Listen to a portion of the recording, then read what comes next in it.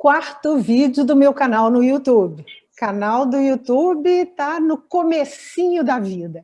E no primeiro vídeo eu trabalhei como jornalista a vida toda, fiz mais de 1.600 entrevistas, a coisa que eu mais amo no mundo é entrevistar, que eu mais fiz. E aí falei que nesse canal eu não ia ficar fazendo entrevistas, eu ia fazer comentários. Mas aí, o que aconteceu? Vi uma conversa do Leandro Carnal com Pedro Salomão. Este moço é o culpado de eu ter que fazer esse desmentido hoje, oficialmente desmentindo a estreia do canal, Pedro, porque eu gostei tanto da conversa deles, eu gostei tanto do jeito do Pedro, imediatamente comprei um e-book dele, e li em um dia e falei, bom, então agora nós vamos mudar. O canal vai ter entrevistas e de vez em quando vai ser assim. Um comentário hoje, uma entrevista semana que vem. Mas, Pedro, uma alegria ter te descoberto ali com o Carnal, ter lido o seu livro e você aqui como meu entrevistado. Se é que eu ainda me lembro como é que a gente faz entrevistas.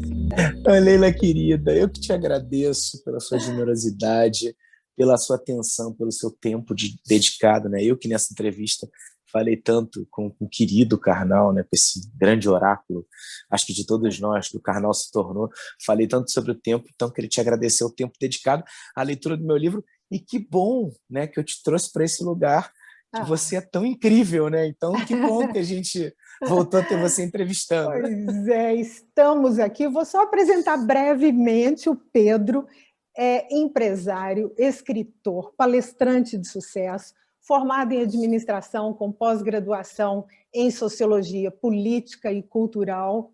E o livro do Pedro, eu vou ler os outros dois depois, mas o livro que eu amei, Pedro, você mostra aí para mim que eu tenho só o e-book, é O Valor Presente, a estranha capacidade de vivermos um dia de cada vez.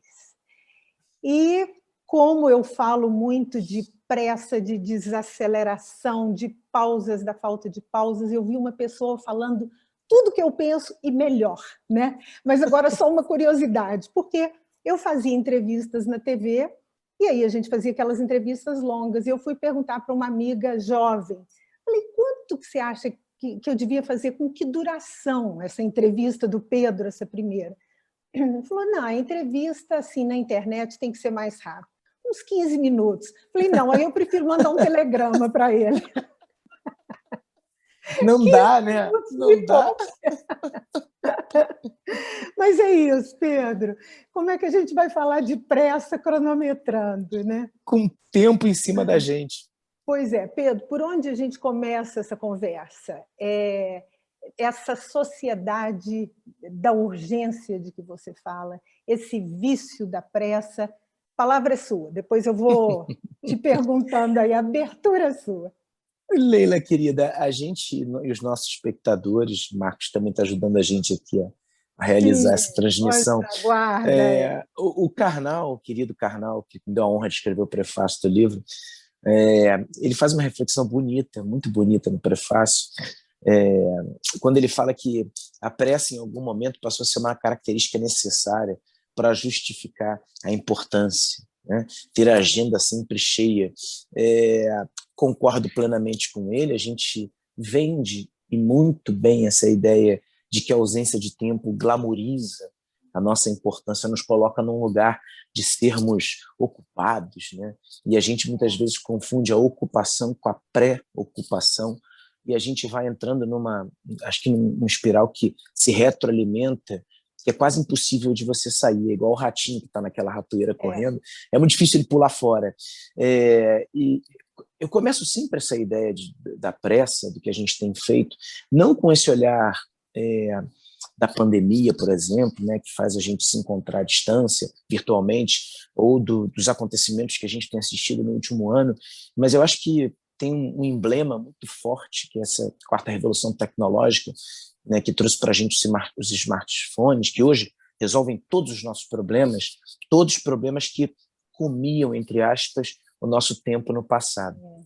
Se a gente justificava a nossa ausência de tempo porque a gente tinha que ir ao banco, ou porque a gente tinha que, de repente, fazer compras em algum lugar. Hoje, com 2, 3, 4 cliques, a gente resolve todos os nossos problemas. Seria fácil a gente imaginar que o tempo sobraria para a gente curtir. Sim. Se a gente voltasse um pouco mais, uma análise histórica mais ampla sobre o que acontece com a gente, acho que o nosso grande sonho, quando ainda éramos uma sociedade majoritariamente agrícola, o grande sonho era que a nossa condição de vida melhorasse. A vida no campo era extremamente dolorida e dolorosa, porque você ficava num sol, né, com muito acesso a doenças, você trabalhava muitas horas, né, o trabalho infantil, inclusive, se dava muito, e a gente rezava para que acontecesse uma mágica que melhorasse a nossa condição, e essa mágica veio com o maquinário, com a máquina a vapor primeiro, com a Revolução Industrial, e o tempo não melhorou, muito pelo contrário,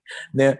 Todo o ferramental que foi apresentado para a gente nesses últimos 2 séculos, né, para melhorar a nossa vida, podem sim ter trazido mais conforto para a gente, uma longevidade maior, né, a possibilidade de saciar desejos até então impossíveis de serem saciados, mas não trouxe para a gente uma relação melhor com o tempo. Muito pelo contrário. Basicamente, porque a gente trouxe junto com todo esse avanço justamente essa ideia que o Karnal traz nessa análise, né, de prefácio, no começo, lá do valor presente. Essa ideia de que a pressa ela é necessária. A gente não consegue habitar esse mundo hiperconectado, com tantas demandas, com tantas responsabilidades, sem a pressa. Mas a gente não percebe, Leila, que de todos os comportamentos, todas as características possíveis para a gente evoluir como pessoas, como seres humanos, a pior, a mais nociva de todas é justamente a pressa, porque a pressa é a capacidade que a gente tem de fazer o tempo faltar. Apressados são aqueles que escolhem um atalho, eles abrem um aplicativo para saber qual é o melhor trajeto, e se aquele aplicativo der, por exemplo, 15 minutos para que o carro que venha te buscar chegue, né, você já desiste, e a gente esquece que foi do carro a álcool, a gente demorava 15 minutos para esperar o carro esquentar na garagem, não tinha como fugir disso. A gente não consegue esperar, a gente mira o tempo inteiro no resultado, é muito comum a gente acordar já corrido, sabendo todos os compromissos que a gente precisa completar, sem ter desenhado uma estratégia eficiente para chegar nesse complemento, né, nesse final, nesse resultado. Apressados são atrasados. São aqueles que quase sempre estão atrasados, chegam quando as reuniões já começaram, e diante disso... culpam os outros, né, pelo e atraso. culpam Geralmente sempre os outros. o universo, Sempre, o planeta, sempre. né? Sempre. O universo é que é o culpado pelo desalinhamento do seu relógio com o relógio do planeta. E o pior de tudo, né, que aí eu acho que é uma busca tão... A gente fala tanto hoje de felicidade, de uma vida mais plena. Atrasados e apressados não têm tempo para sorrir. Desenvolve um mau humor crônico justamente por essa culpa externa, nunca interna, da sua impossibilidade de viver de forma contemplativa o processo. Acredito também que o oposto, né, da pressa não é a calmaria. Seria irresponsável dizer para alguém que está assumindo compromissos, assistindo a gente, compromisso de homeschool, de home office, de home wedding, né? Porque até casado a gente tem que ficar dentro da própria casa, e não foi fácil, a gente acha que isso nunca ia acontecer, né, durante tanto tempo. Acho que seria irresponsável dizer que essas pessoas precisam ter calma, né? Quanta gente hoje tem que se virar, principalmente nós, eu falo de uma situação extremamente privilegiada, quantas pessoas não podem nem cogitar a hipótese de desacelerar suas vidas, né, de ficar em casa, por exemplo, que é uma outra grande discussão. A gente vive num país tão desigual, onde a gente consegue enxergar muito próximo a gente a dificuldade de outras pessoas. Então, eu não acho que a calma resolve o problema. Inclusive, acho que muita gente acha que vai resolver os problemas da humanidade com orações, preces, meditações, mindfulness, retiros espirituais, detox digital. Eu acho que muitas vezes a gente se perde justamente aí, porque o que muda o mundo não são os pensamentos positivos, são as atitudes positivas. Existe uma diferença muito grande entre uma possível inércia de um pensamento positivo e a força avassaladora de uma atitude positiva. Então, qual seria a solução? Como é que a gente se adequaria a tudo isso? Substituindo a pressa pela velocidade. A velocidade, ao contrário da pressa, é a arte de fazer o tempo sobrar. Velozes são aqueles que chegam antes dos compromissos e conseguem fazer o que os apressados, os atrasados, se distanciam tanto, que é a caridade. A caridade que se encontra na atitude do veloz, é a capacidade de doar o bem mais escasso da humanidade.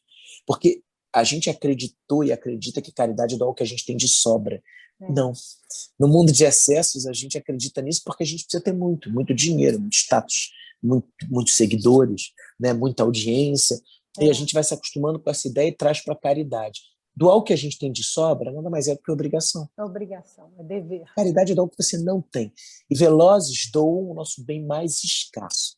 Se nós todos quiséssemos fazer uma reflexão coletiva do que mais nos falta, chegaríamos ao tempo. Velozes são aqueles que saem de casa com tempo de dar um bom dia efetivo para o porteiro do prédio, reconhecendo o gari da rua, um trabalho. A velocidade é aquela que faz com que a gente não escolha o atalho nem o aplicativo, porque a gente sabe que o melhor percurso é aquele que a gente conhece, talvez por um trajeto um pouquinho diferente, mas a gente sabe por onde passar e o que fazer. E, finalmente, Velozes têm tempo para sorrir. Se um caminho mais curto para a felicidade é o sorriso, é a alegria, com certeza os Velozes têm uma vantagem competitiva. Então a gente precisa colocar velocidade na vida da gente, velocidade cognitiva, para rapidamente mudar nossos paradigmas cerebrais de pensamento, de atitude, velocidade emocional para lidar com sentimentos novos, que ora surgem com força, e quando a gente acha que está melhorando uma situação pandêmica, ela piora e a gente tem que lidar de novo com a ansiedade.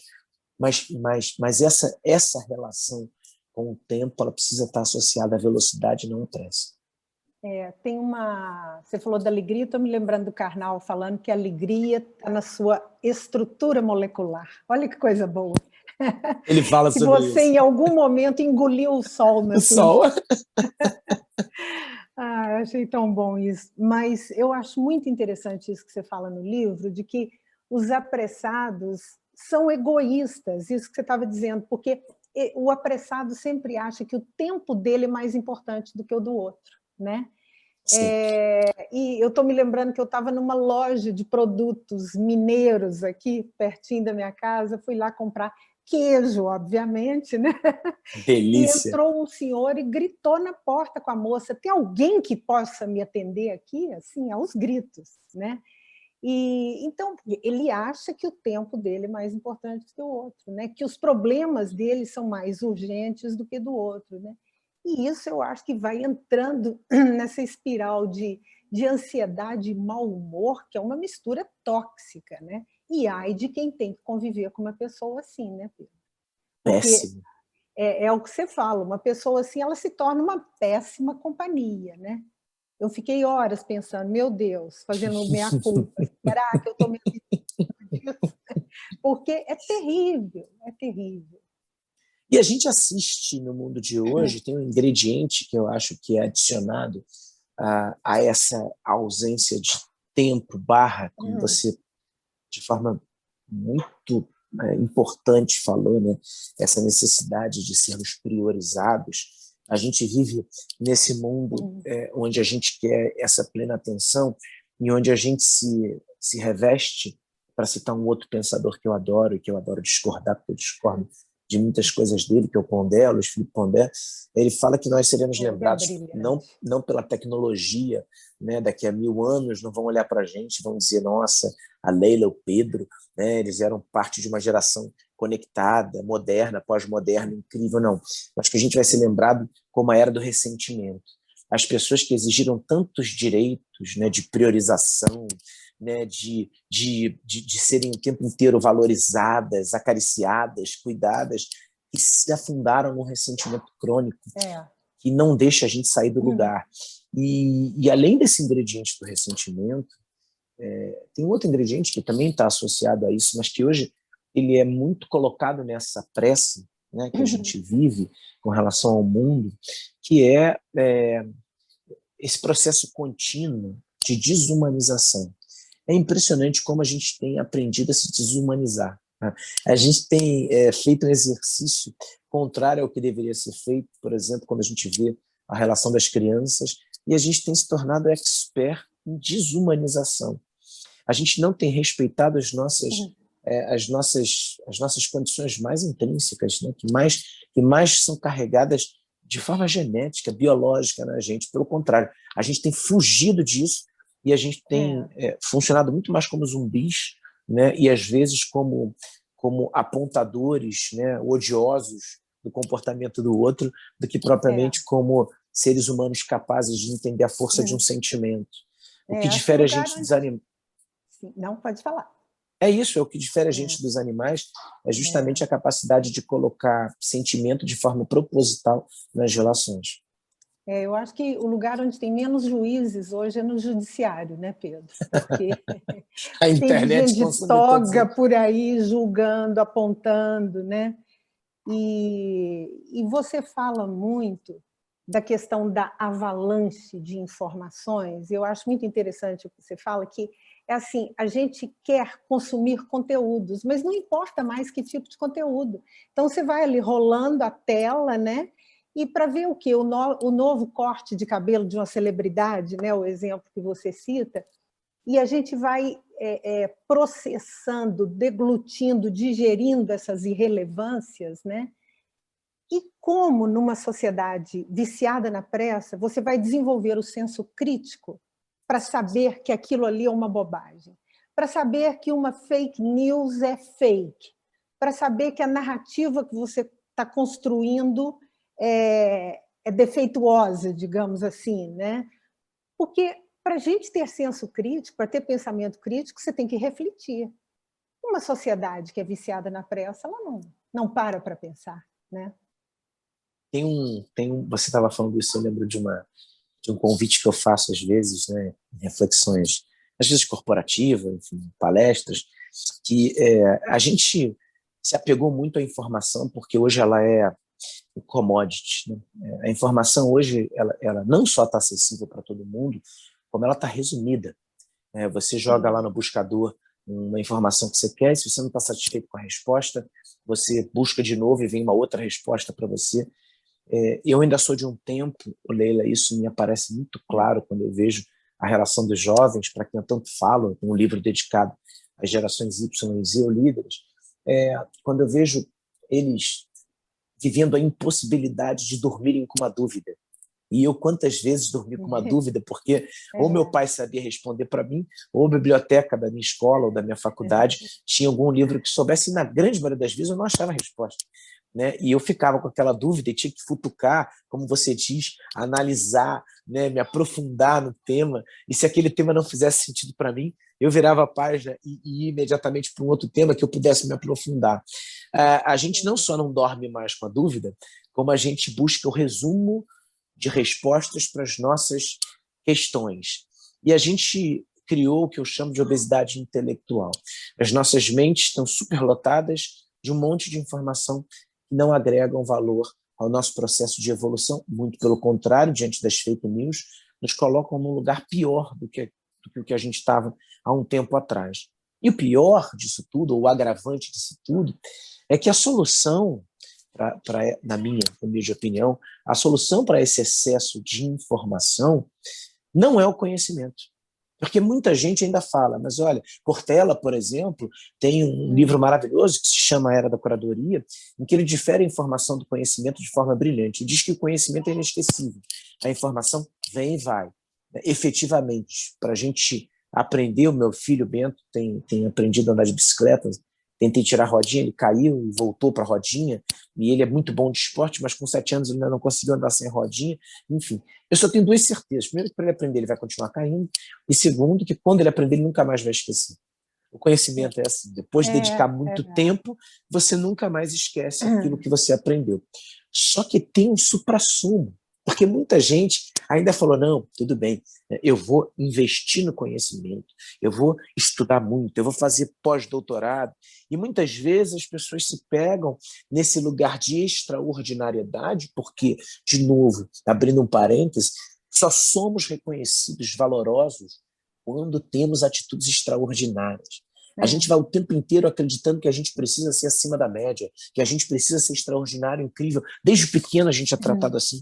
Quando a gente vai para a escola, dentro da nossa família, a gente é comparado com os irmãos e com os primos mais inteligentes, no colégio com os melhores alunos, na faculdade, e assim a gente vai só enxergando. A biografia que alguém entrega para você ler é de alguém extraordinário, que tem muitos títulos e que montou uma empresa e vendeu ela por uma fortuna e é um novo bilionário do mercado de São Francisco, do Vale do Silício. E aí a gente vai se acostumando com essa ideia da extraordinariedade e a gente deixa de apreciar a beleza que existe na ordinariedade das nossas ações. Porque o ordinário, ele é aquilo que está na ordem do dia. É o que se repete todos os dias. É muito mais fácil hoje eu pedir para você trazer um exemplo de alguém que você conheça, extraordinário, que tenha tido um case incrível, do que eu pedir para você o exemplo de um ordinário que consiga mudar a vida das pessoas. Aquele gari que varre a rua dançando e que quando você vê, você entende onde a felicidade mora. Ou aquela pessoa que com um sorriso, quando ela chega no lugar, você fala, meu Deus, como eu gostaria que você estivesse aqui todos os dias. Então, eu acho que o grande elixir para a evolução de nós todos como sociedade, não é nem a informação, nem o conhecimento. É um outro itemzinho nessa tríade que permeia a nossa cabeça, que é justamente a sabedoria. Sim. E se eu pedir para você, ou se eu tiver que falar o exemplo de alguém sábio, a gente não vai pensar em alguém que escolheu, que estudou na Ivy League ou que tem grandes feitos. A gente vai lembrar daquelas pessoas que diziam para a gente, leva o guarda-chuva porque vai chover.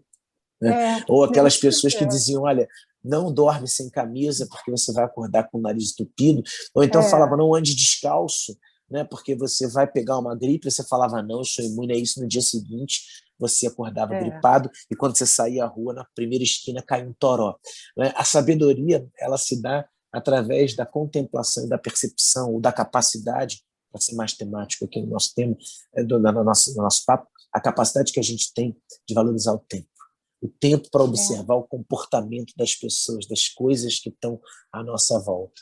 Pois é, Pedro, você fala, né, agora que a gente, depois que tudo passar, né, não tem como, a gente sempre chega nesse lugar, quando tudo passar, né, é o marco.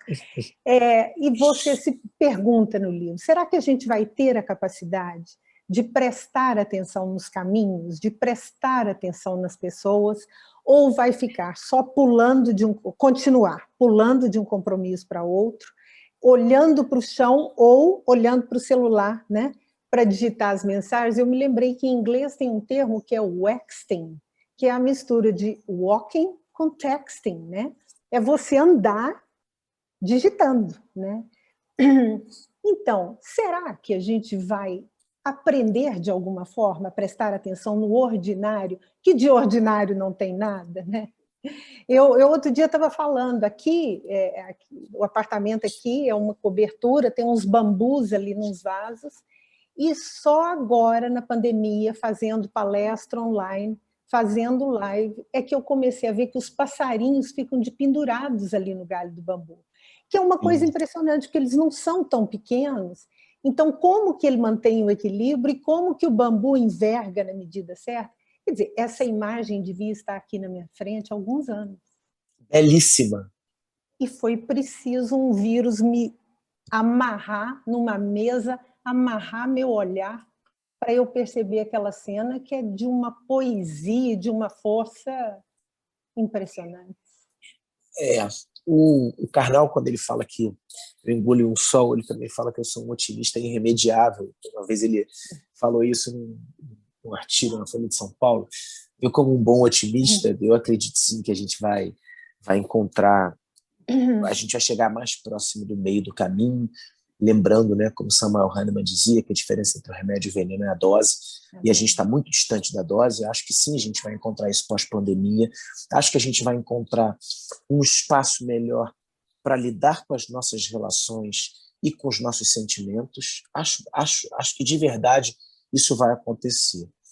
Agora, eu também penso que alguns problemas que são inibidores, né, de uma vida coletivamente mais incrível, mais legal, mais plena, né, de viver essa ideia do coletivo, algumas coisas que são inibidoras se acentuaram.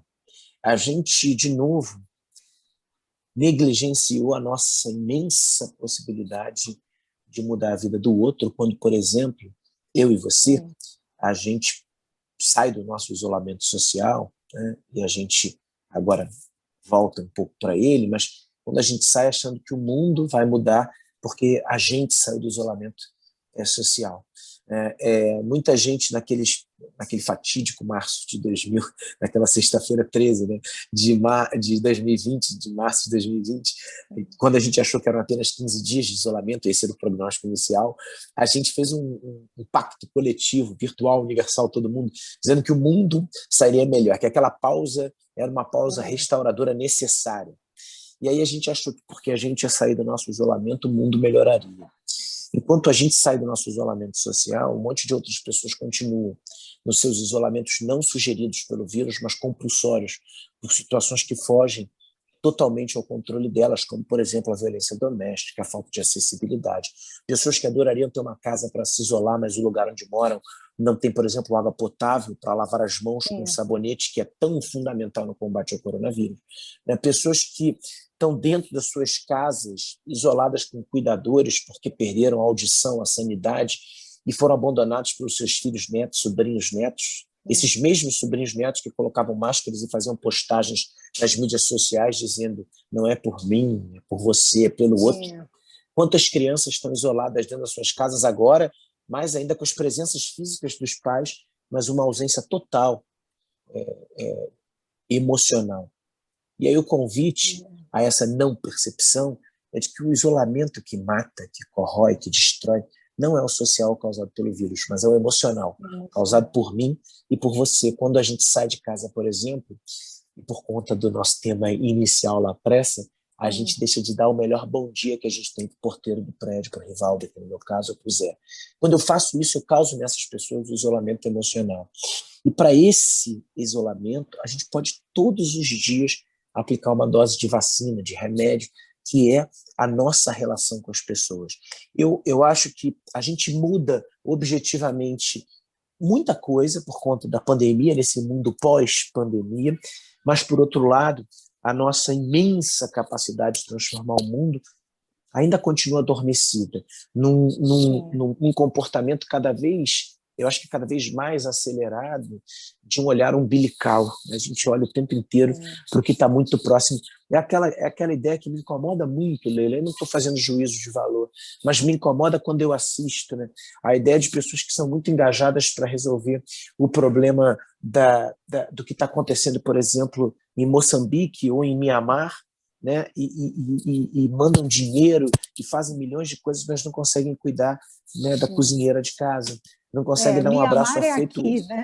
Mianmar é aqui, como o Jorge Aragão fala, o Iraque é aqui, né? E a gente não consegue resolver as questões que estão próximas a gente. Outro dia eu fiz um post sobre isso, diante de uma discussão acalorada que estava existindo sobre racismo, né? E eu falei o seguinte, olha, será que alguém que não dá 2 beijinhos no porteiro do prédio, 3 beijinhos aí no caso de vocês, né? De Minas, ou na cozinha eu não dou um abraço, né? na Jéssica, que como eu dou naquele amigo que eu recebo em casa, será que eu tenho como falar de racismo? Será que sem perceber eu não pratico o pior racismo que pode existir, que é aquele que eu me julgo de feio? Quer dizer, eu posso emitir uma opinião que você falou, né? É o juiz de toga, mas aqui dentro de casa eu não faço esse exercício. Então, essa percepção eu acho que ainda não vai ser dessa vez que a gente vai acordar para ela.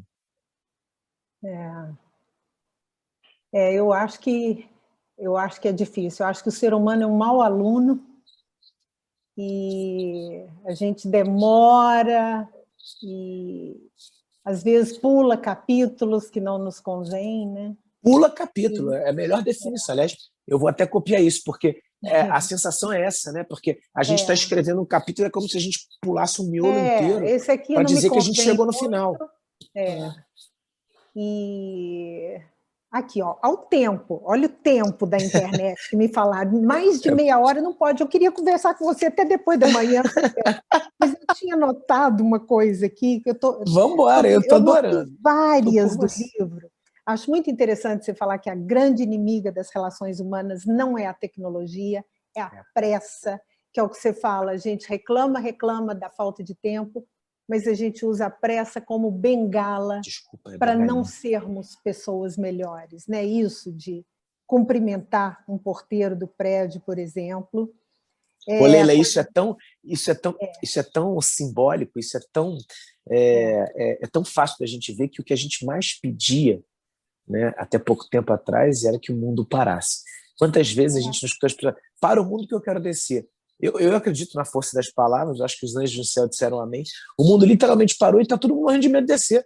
Todo mundo quer que o mundo volte para ser como era antes, para recuperar as bengalas, porque andar sem bengala é difícil depois que você se acostuma a andar com ela. É verdade. Você acha, então, que depois que a gente passar para o outro lado do Rio, o campeonato do avião vai continuar? Acho que vai. Conta para as pessoas o que é isso, Pedro, esse campeonato.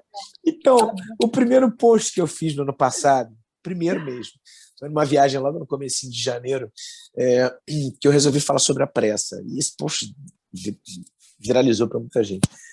Eu já fazia o campeonato do avião, a gente que viaja muito, né, viajava muito para fazer palestra, sempre me causou muito espanto ver uma fila gigantesca para as pessoas entrarem para o matadouro, né? Porque aquelas pessoas não suportam o avião, todo mundo reclama do espaço entre as cadeiras, né? Do quanto é ruim ficar ali fechado, não poder levantar, e as pessoas fazem fila para entrar. E aí você parte do pressuposto que se todo mundo está fazendo fila para entrar, porque gosta, quer ficar ali. Mas quando o avião aterriza, todo mundo faz fila para levantar. Só que a gente esquece um outro detalhe. Primeiro, é lugar marcado, né? E segundo, você não vai acelerar a porta. E o pior, eu que viajava para muito lugar onde não tinha finger, né, que é aquele corredor que vem, né, do saguão até o avião, eu via que os primeiros eram os primeiros a entrar no ônibus que pegavam você no pátio. Então, como eles ficavam, eles eram os últimos. E aí eu ganhava a competição, porque eu sempre era o último a sair e eu voltava primeiro. E aí essa reflexão, que é muito divertida, e é engraçado, porque você vê as pessoas afetadas por uma doença, porque elas começam a jogar a mala, puxam a mala em cima do outro, e aí quando as pessoas entram no corredor, elas ganharam aquele espaço que não serve para nada, e elas fingem que não estão vendo a mãe que está com a criança no colo, o cara que está com a perna operada, e aí vira uma grande competição de desumanização. Para nada, porque quando elas saem do avião, elas começam a andar normalmente, ou seja, elas só queriam ganhar uma competição que não valia nada. É uma loucura. É uma loucura. É o vício da pressa mesmo. Outro dia eu estava pensando, quando eu chego no lugar e a pessoa fala assim, no supermercado, pode inserir o cartão. Eu não quero que ela me fale, eu já quero estar pronta. Então, eu tenho que inserir antes, mas eu não consigo, eu sempre perco esse campeonato. Aí pode retirar o cartão. Você não ganha dela. Eu estou prontinha para tirar. Mas ela fala antes. Outro dia eu falei, gente, mas que ridícula. Deixa essa moça me falar 100 vezes, todas as caixas me falar. Pode inserir o cartão. Eu acho que eu quero, é aquela coisa, eu fui criada no interior de Minas, colégio católico, tudo, aquela coisa de você querer fazer tudo direitinho, certinho. Né? Certinho, não precisa mandar inserir o cartão, que eu já estou inserindo. Mas, no fundo, o que tem é o vício da pressa mesmo. Você não quer nem esperar o comando, você já está ali com tudo engatilhado. Né? Para atravessar a rua, por exemplo. Ninguém espera na calçada, você dá um passo à frente, você ganha a distância entre o gelo baiano, entre a calçada e a rua, que não te adianta nada, porque às vezes você não vê que o sinal fechou. Né? Então... e aí eu me lembro que uma menina me falou no final de uma palestra, porque eu falei sobre a pressa, ela falou que um dia foi levar a mãe dela no médico, não sei, e ela estava dirigindo super rápido, a mãe dela falou, mas para que isso, para que essa correria toda? Ela falou, porque senão nós vamos chegar atrasada. A mãe dela, com a maior calma, falou, eu prefiro chegar atrasada nessa vida do que adiantada na próxima. Não, é bem isso. E é isso, a gente corre riscos, né? Porque é essa coisa da pressa entranhada. E aí a gente não teve tempo de falar sobre ansiedade, porque é o que você fala no livro, isso está criando uma geração de ansiosos, né? Você deu um dado que eu fiquei impressionada, que, segundo a Organização Mundial de Saúde, o brasileiro é o povo mais ansioso do mundo. Um dos povos mais ansiosos. Ou um dos povos mais ansiosos do mundo. Então, Pedro, a gente faz o seguinte, daqui a gente deixa passar um pouco, deixa passar um tempo, e aí você vem de novo para a gente falar de ansiedade? Com o maior prazer do mundo. Leila, com o maior prazer. Meia hora, muito pouco. Olha, você sabe que a gente acabou de fazer um teste para os ansiosos, né? Porque Porque a gente falou, olha, tinha que falar de ansiedade, a gente não vai falar. E a gente Não vai vai embora. falar. E os ansiosos Vai esperar. Faz de conta que é um carro a álcool de antigamente, faz de conta que você está na garagem, esperando 10 minutos. A gente vai falar sobre ansiedade daqui a um tempo. Depois, na próxima que a gente não vai dizer quando é, para as pessoas ficarem bem tranquilas na sua espera. A gente se cedeira. Muito obrigado pelo carinho, Eu que pelo convite. agradeço. Pedro, mostra de novo a capa do seu livro. Mostro, querida, esse livro mostro. me fez tão bem. Eu acho que as pessoas têm que ler Valor Presente, a estranha capacidade de vivermos um dia de cada vez. E eu comprei e ansiosamente devorei em um dia. Que honra! Para mim foi uma grande honra. Você falou da estranha capacidade, esse subtítulo, né? Se a gente pudesse deixar, acho que uma mensagem final para os ansiosos não se rasgarem, né? Porque a gente não falou sobre eles, quer dizer, falamos, mas não diretamente. A gente tem muitas ferramentas hoje que nos ajudam a prever o futuro. Pode ser um aplicativo, pode ser essa possibilidade de resolver tudo rapidamente, e a gente não pode encontrar alguém que fale, olha, eu sei jogar cartas, e aí a gente pede para eles jogarem as cartas, alguém que fala, olha, eu sei mexer com búzios, eu sei fazer mapa astral, a gente quer que os economistas digam para a gente qual vai ser o PIB do fim do ano, a gente quer que os sociólogos digam qual vai ser o comportamento, a gente quer que os infectologistas digam quando que vai acabar essa terrível pandemia, e a gente se seduz só e somente só com as pessoas que nos ajudam a prever o futuro. Mas o grande barato da vida, Leila, eu acho que é justamente procurar pessoas que nos ajudem a eternizar o presente. Né? Aquelas pessoas que, quando estão com a gente, parece que o tempo para. Ou aqueles comportamentos que fazem tão bem para a gente que a gente não quer que terminem.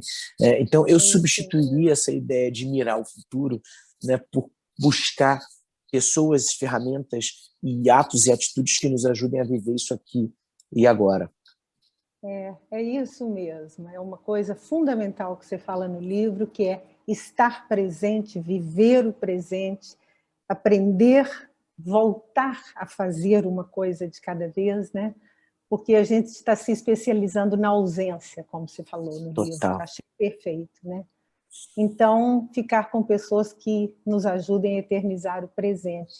Vou anotar rapidinho para... Muito obrigado pela sua generosidade. Muito obrigada, Pedro Salomão, pessoa incrível, carioca, flamenguista, apaixonado por samba. E engraçado que quando o Karnal falou que você parece que engoliu o sol na infância, eu fiquei com medo de você ser aquelas pessoas excessivamente alegres, que eu não sei lidar com alegria excessiva, mas você é só uma pessoa fantástica, só. Muito obrigada, Pedro Salomão.